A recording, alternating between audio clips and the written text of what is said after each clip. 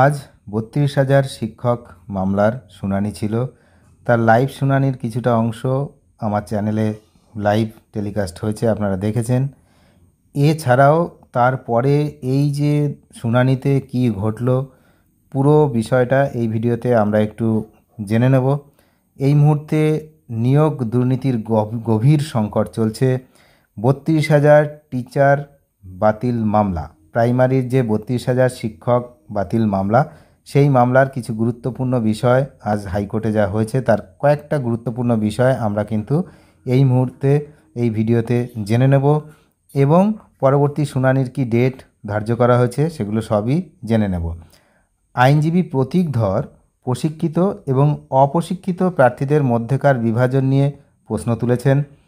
তিনি বলেন 2019 সালে যদি আবেদনকারীরা প্রশিক্ষিত হয়ে থাকেন তবে অপ্রশিক্ষিত প্রার্থীদের চাকরি বাতিল করে প্রশিক্ষিতদের বহাল রাখার সিদ্ধান্তটি স্ববিরোধী। আপনারা জানেন যে লাইভ শুনানিতে দেখেছেন যে শুরুতেই কিন্তু ৩২,০০০ শিক্ষক পক্ষের আইনজীবী যে প্রতীক ধর তিনি কিন্তু সওয়াল করেছেন। অ্যাপটিটিউড টেস্ট এবং স্বাভাবিক ক্ষমতা নিয়েও তিনি বলেছেন। শুনানিতে বলা হয় যে মূল্যায়নের দুটি অংশ ছিল, একটা হচ্ছে ভাইবা আর একটা হচ্ছে অ্যাপটিটিউড টেস্ট, যা কার্যকরভাবে শিক্ষাদানের স্বাভাবিক ক্ষমতা বোঝায়। 700 জন ইন্টারভিউয়ারের মধ্যে মাত্র কয়েকজনকে ডাকা হয়েছিল এবং তাদের বয়ানে কেন অসঙ্গতি ছিল সেই প্রশ্ন তোলা হয়েছে। আপনারা জানেন যে তৎকালীন বিচারপতি অভিজিৎ গঙ্গোপাধ্যায় যারা ইন্টারভিউ নিয়েছিলেন তাদের মধ্যে কয়েকজনকে ডেকে তিনি কিন্তু জিজ্ঞাসাবাদ করেছিলেন।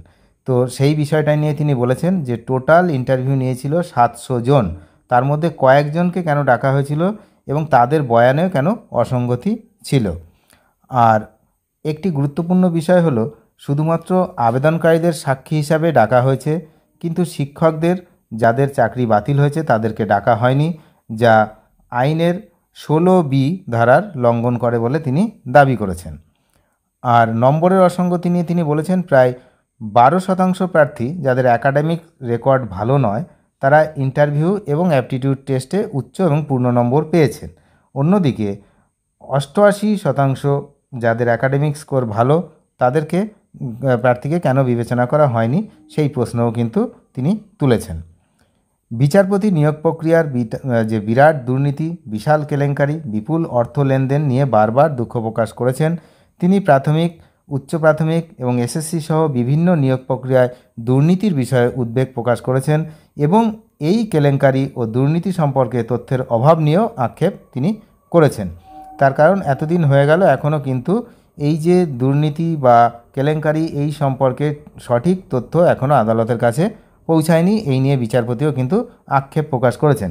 কারণ বিষয়টা সবার কাছে স্পষ্ট যে এগুলো হয়েছে, কিন্তু তার প্রমাণ, যথাযথ প্রমাণ এখনও আদালতে সাবমিট করা হয়নি, সেটা নিয়ে কিন্তু বিচারপতি উদ্বেগ প্রকাশ করেছেন। পশ্চিমবঙ্গ প্রাথমিক শিক্ষা পর্ষদ 2016 সালের প্রাথমিক শিক্ষক নিয়োগ সংক্রান্ত সমস্ত নথি গোপন রাখার নির্দেশ দিয়েছে। পর্ষদের মতে বিষয়টি সাব জুডিস হওয়ার প্রকাশ্যে আনা যাবে না। এটা যেহেতু বিচার চলছে সেই জন্য এই তথ্য প্রকাশ আনা যাবে না, এটা হচ্ছে পর্ষদের যুক্তি।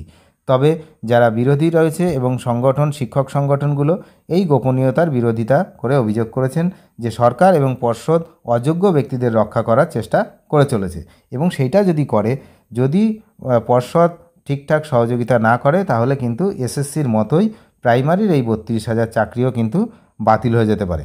এই মামলা পশ্চিমবঙ্গের শিক্ষা ব্যবস্থার জন্য একটি গুরুত্বপূর্ণ মোড়। 32,000 শিক্ষকের ভবিষ্যৎ কী হবে তা এখনও বলা কিন্তু কঠিন। যে বিষয়টা নিয়ে মেন ছিল, আজকে সবাই নজর রেখেছে আদালতে যে 32,000 শিক্ষক বাতিলের পক্ষে এতদিন সওয়াল হয়েছে, আজ কি বিপরীত পক্ষের শুনানি শুরু হচ্ছে কি না, কিন্তু সেটা আজও হলো না। তার পরবর্তী আপডেট বিচারের যে পরবর্তী দিন অর্থাৎ শুনানির যে দিন সেটা কিন্তু আজকে ধার্য করা হয়েছে। পরবর্তী শুনানির দিন ধার্য হয়েছে চলতি মাসের 18 জুলাই 2025, অর্থাৎ আর মাত্র 3 দিন পর, 4 দিনের মাথায় আবার কিন্তু এই মামলাটি শুনানি হবে এবং অত্যন্ত দীর্ঘ এবং জটিল আকার ধারণ করেছে। দিনের পর দিন শুনানির দিন ধার্য হচ্ছে, যেখানে বহু পিটিশন দাখিল হয়েছে। আপনারা জানেন 86টি মামলা নতুন করে যুক্ত হয়েছে এই 32,000 শিক্ষকের বিরুদ্ধে। সুতরাং এখন এই মামলার ভবিষ্যৎ কী হবে সেটা কিন্তু এখন পুরোপুরি অনিশ্চিত, কোনো নিশ্চয়তা নেই যে আগামী দিনে কী হবে। তবে এটুকু বলার বিষয় যে বিচারপতিরা তারা কিন্তু মেনেই নিয়েছেন বা ধরেই নিয়েছেন যে এখানে কিন্তু প্রচুর টাকার লেনদেন হয়েছে এবং দুর্নীতি হয়েছে। ডিভিশন বেঞ্চে মাননীয় বিচারপতি তপব্রত চক্রবর্তী এবং ঋতব্রত মিত্র মহাশয় এনারা দুজন কিন্তু এই বিষয়টা নিয়ে খুবই গভীর উদ্বেগ প্রকাশ করেছে যে যথাযথ প্রমাণ দুর্নীতির এবং যে কেলেঙ্কারি টাকা পয়সা লেনদেন এসবের যথাযথ প্রমাণ এখনও আদালতের কাছে হাজির না হয়। এখন দেখা যাক যে আগামী 18ই জুলাই এই যে শুনানি সেই শুনানির অন্য রকম কোনো মোড় নেয় নাকি একই রকম চলে। অর্থাৎ বিগত কয়েকটা দিন কিন্তু একই রকম শুনানি পর্ব চলেছে, অর্থাৎ যে 32,000 শিক্ষক শিক্ষিকাদের পক্ষের আইনজীবীরাই কিন্তু সওয়াল করে গেছেন। এখন দেখার যে 18 তারিখ বিপরীত পক্ষের আইনজীবীরা তারা সওয়াল করে কিনা, তখন আরও চাঞ্চল্যকর তথ্য উঠে আসার সম্ভাবনা রয়েছে। অনেক ধন্যবাদ শেষ পর্যন্ত দেখার জন্য। চ্যানেলে নতুন হলে অবশ্যই চ্যানেলটিকে সাবস্ক্রাইব করে সঙ্গে থাকবেন। Thank you.